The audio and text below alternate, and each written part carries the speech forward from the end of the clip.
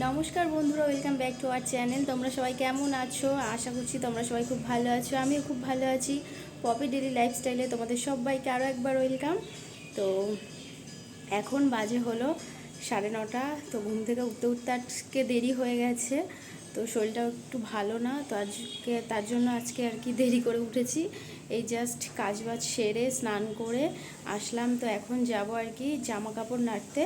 তো জামা কাপড় নেড়ে আসি। আর পুজোটা আমি আজকে দেব না, আজকে মামুনিই দেবে। তো দেখতে থাকো ভিডিওটা, আশা করছি তোমাদের খুব ভালো লাগবে।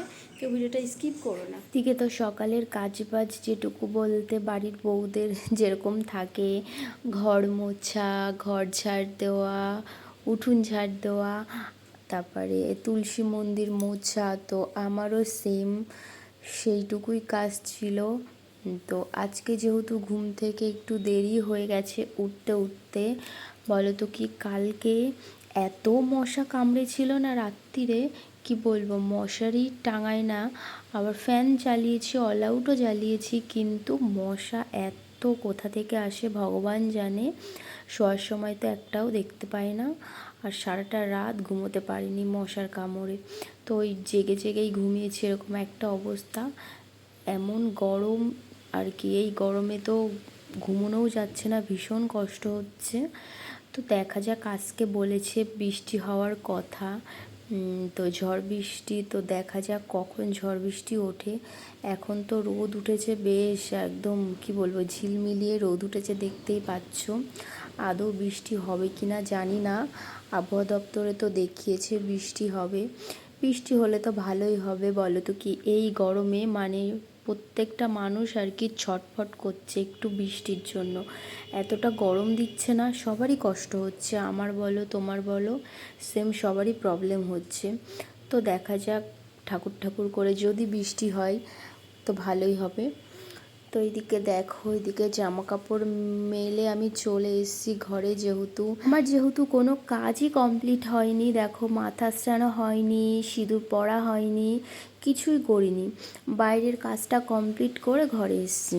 তো এখন আমি আর কি যেইটুকু স্নানের পরে করি, যেটা মুখে ক্রিম মাখা, সিঁদুর পরা, মাথা আঁচড়ানো, তো সেটাই করে নেব। তো দেখো এইদিকে সিঁদুরটা পরে নিই। আমি বাড়িতে দুরকম সিঁদুরই পরি, লিকুইডও পরি, গুঁড়োও পরি, যখন যেটা আর কি ভালো লাগে তখন সেটা পরি। তোমরা বাড়িতে কে কোনটা পরো অবশ্যই কিন্তু জানি। তারপরে দেখো, এটা হলো জিওল মাছ, আগের দিন বাজার থেকে এনেছিলাম, লবণ দিয়ে পুরো মেরে ফেলেছিল দুপুরে রান্না করবে বলে। তো দেখো দুপুরের আর কি রান্না বান্না হয়ে গেছে। কি কি রান্না করেছে দেখাচ্ছি। চাল কুমড়ো দিয়ে চিংড়ি মাছ দিয়ে রান্না করেছে মামুনি। রান্নাটা কিন্তু খুব সুন্দর হয়েছিল। আর ওই জিওল মাছের ঝোল করেছিল পাতলা। আমার না জিওল মাছ খেতে ভীষণ ভালো লাগে, কিন্তু মাছের এত দাম, খেয়ে আর ওঠা হয় না। তো অল্প করেই এনেছিল তোমাদের দাদা ভাই। আমিও তো গেছিলাম আর কি, যেদিন বাজার করতে গেছিল, তো অল্প পরিমাণে এনেছিল যে একবেলা খাওয়ার জন্য। তো যেইটুকুই হোক না কেন, খাওয়া তো হলো। এইদিকে তো আমার খাওয়া দাওয়া কমপ্লিট। চলো এবার রান্নাঘরের দিকে যাওয়া যাক। দেখতে পাচ্ছ দুপুরবেলা করে আর কি চা বানাতে এসেছি, কারণ দুপুরবেলার দিকে তোমাদের দাদা ভাই আর আমাদের আর কি ওপরে কাজ করে একটা দাদা, তো দুপুরবেলার দিকে ওর চা খায় ওই দাদাটা, তোমাদের দাদা ভাই। আর একটা কাকাও করে, সে কাকা আজকে নেই। তো দুজনের জন্য আর কি চা বানাতে দিয়েছি। তো ওরা 12টার দিকে খায়। এখন বাজে কটা, এখন বাজে 12টা 8 বাজে। তো মামুনি চাটা করে দুপুরবেলাটা বেশি, আমি করি না। কিন্তু আজকে মামুনি ওইদিকে পুজো দিচ্ছে বলে আমি পুজো দিইনি, তার জন্য আর কি চা বানাতে এসেছি। এই গরমে বাপরে বাবা, চা খেতে গেলে যে কি কষ্ট, খাই কি করে কে জানে, ভগবান জানে। আমি তো তোমাদের দাদাভাইকে বলি যে এই গরমের মধ্যে যে কিভাবে চা খাও, ভগবানই জানে। বলে তুমি তো জানো না চা খাওয়ার যে কি নেশা আর মজা, যদি খেতে তাহলে বুঝতে। বলছে আমার খাওয়ার দরকার নেই। আমি সকাল বিকাল কোনো সময়ই চাটা ঠিক আমার খাওয়াটা পছন্দ হয় না, আমি চাটা খাই না। শীতকাল হলে ক্বচিৎ কারণ বিশেষ আমি চা খাই, কিন্তু গরমকালে অসম্ভব।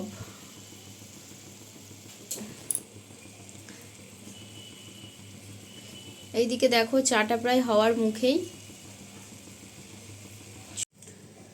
রান্নাঘরে এসেছি চা করতে, তোমাদেরকে তো দেখালাম। চা বানাতে এসে দেখো ঘেমে পুরো একাকার হয়ে গেছি, মানে এত গরম পড়েছে আজকে আমাদের এই সাইডটা। রৌদ্রের তেজ প্রচণ্ড বেশি, মানে সত্যিই খুব রৌদ্রের তেজ। তো একটুখানি 5 মিনিটও হয়নি রান্নাঘরে এসেছি, এত গরম লাগছে। আর আমাদের এই জানালা দিয়ে কি বলবো, এই জানালা দিয়ে এত রোদ আসে, তার জন্য জানালার সাইডে দেখো জানালাটা ভাঙা, তার জন্য গেঞ্জি দিয়ে দিয়েছে যাতে রোদ্রের তেজটা না আসে। তো এদিকে আমার চা বানানো হয়ে গেল, চলো চাটা আগে ছেঁকে নিই।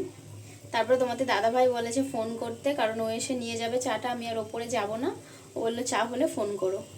তো চলো চাটা আগে ছেঁকে নিই। আমি চাটা ছেঁকে দেবো, তোমাদের দাদাভাইকে তো ফোন করেছি, বললাম ও এসে চাটা নিয়ে যাবে, আমি আর ওপরে যাব না। তো দেখো চা বানানোর পর আমার আবার একটু সিমুই খেতে ইচ্ছা করলো। আগের দিন তো তোমাদেরকে দেখিয়েছি আর কি, সিমুই বানিয়ে নিয়ে গেছিলাম বাড়িতে, তো সেই সিমুইটাই দুপুরবেলা খাচ্ছিলাম। তো এইদিকে দেখো বিকেলের দিকে আর কি, বিকেলে বলবো না, দুপুরবেলায় খাওয়া দাওয়ার পর একটু মেঘমেঘ করেছিল। কটা বাজে তখন? 2-2:30 বাজে। তো তারপর দেখো আর কি প্রচণ্ড মেঘ করেছে, হাওয়া হচ্ছে ভীষণ, মনে হচ্ছে তো কোথাও বৃষ্টি হবে, এই বুঝি নামলো নামলো ভাব। তো মেঘ তো করেছে প্রচণ্ড আর কি, উলটপালট হাওয়াও দিচ্ছে, জানি না আদৌ বৃষ্টি হবে কি না। তো একটু ওয়েদারটা ঠান্ডা ঠান্ডা হয়েছে, বেশ ভালোই লাগছে, এত গরম না। তো গরমের হাত থেকে তো এই হাওয়া দিলে বলো কার না ভালো লাগে, আমার তো বেশ ভালো লাগছে। আকাশে তো পুরো মেঘ ভর্তি। কিছুক্ষণ পর দেখি বৃষ্টি শুরু হয়ে গেছে, যদিও বৃষ্টিটা অল্পক্ষণ হয়েছিল, বেশিক্ষণ হয়নি, মানে হালকাই 2-1 ফোঁটা বৃষ্টি, দেখছো না এরকমই বৃষ্টি পড়ছিল। সেই যে ঝড় বৃষ্টি হবে বলেছিল আর কি বিকেলবেলা থেকে, তো সেই জিনিসটা আর হয়নি। ওই হালকা 2-1 ফোঁটা বৃষ্টি পড়ছে, এই ঝিরঝিরে বৃষ্টিটাই হয়েছিল বেশ খানিকক্ষণ ধরে।